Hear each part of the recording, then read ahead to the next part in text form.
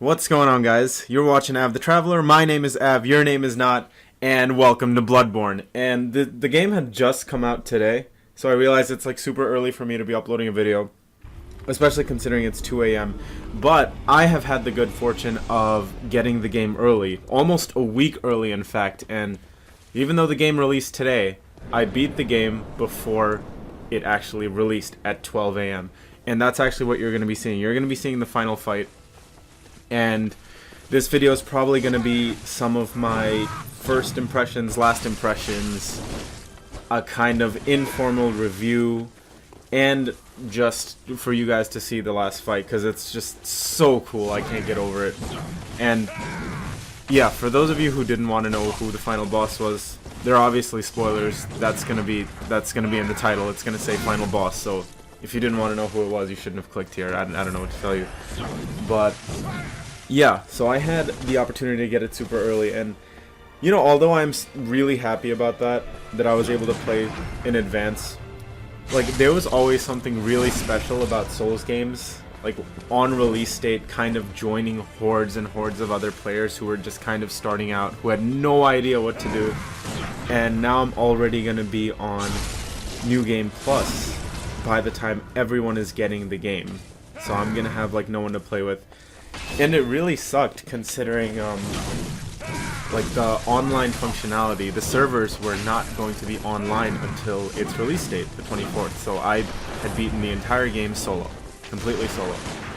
And good lord, it was an excruciating experience, because this, like, I don't know if any of you are familiar with the Souls games, and I assume if you're watching, you know, you probably are, because if you're watching, you're probably one of my friends.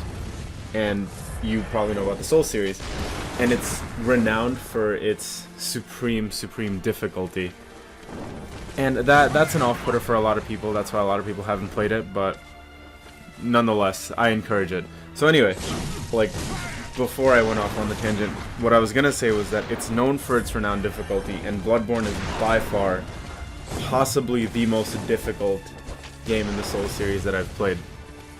And it's not like artificial difficulty in most games, like say if you were to play an RPG and you went to a certain area and you couldn't kill things just because your stats weren't high enough. It's not artificial like that.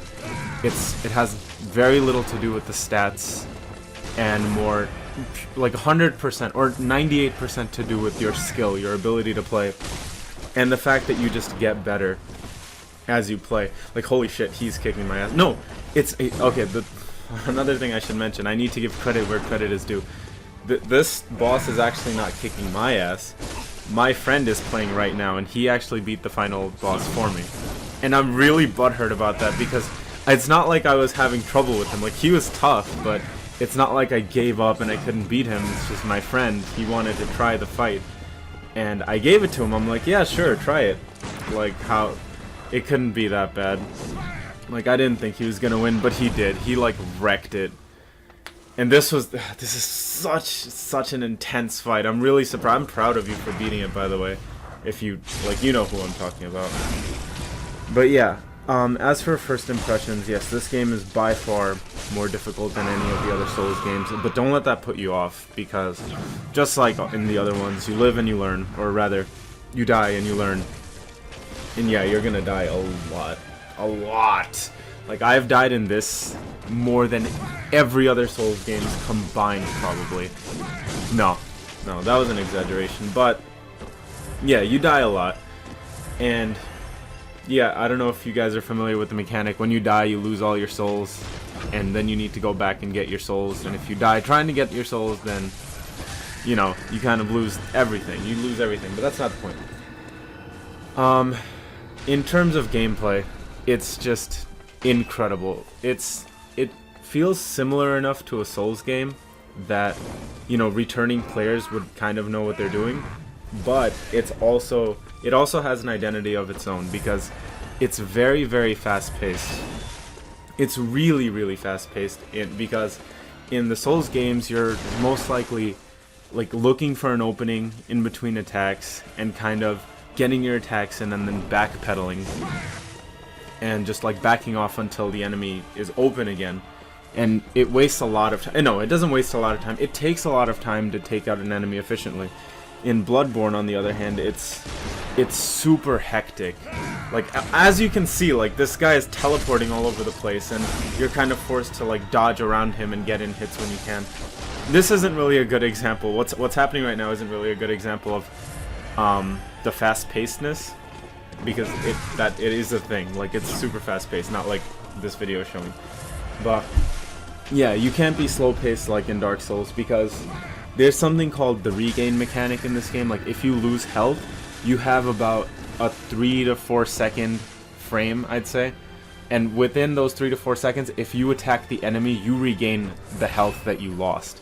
So it's like a really cool risk-reward kind of thing, where you could either back off and play it safe and risk losing all that HP, or you could risk everything and go attack the enemy and regain your HP. But in risking that, you could also die. And, okay, another very welcome change in Bloodborne is the new kind of weapon classes. They're called trick weapons, and what they do is that each one transforms, or each one has a special function. Like the one I'm using right now, it is normally a short sword, but it has a gigantic sheath that is bladed, and when you switch forms, you kind of put the sword in the sheath and use the sheath to attack. So you have that weapon in your main hand, and then your offhand is usually carrying a gun of some sort, and I'm carrying... Oh, look! Arnab defeated it. Wonderful. And you know what? I'm just going to shut up for a second so you guys can witness the end of the game. This is the weirdest ending I've ever seen. I don't understand what's happening. You know what? Maybe I won't shut up, because now I'm kind of running out of time. What is happening? Anyway. Okay, it's a wonderful game. Completely worth the purchase. It has about 40 hours of gameplay, but I completed the game in about 20-ish, which leads me to believe that there's a whole lot that I left behind. Oh god, my mind is all over the place.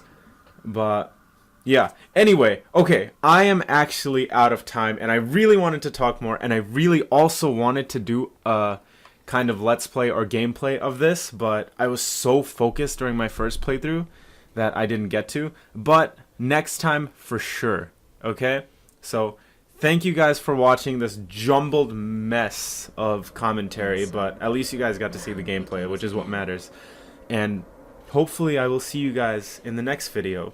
Thank you guys so much for watching, and I hope you guys have a good day, evening, afternoon, wherever you may be. And I'll see you guys in the next video. Stay awesome.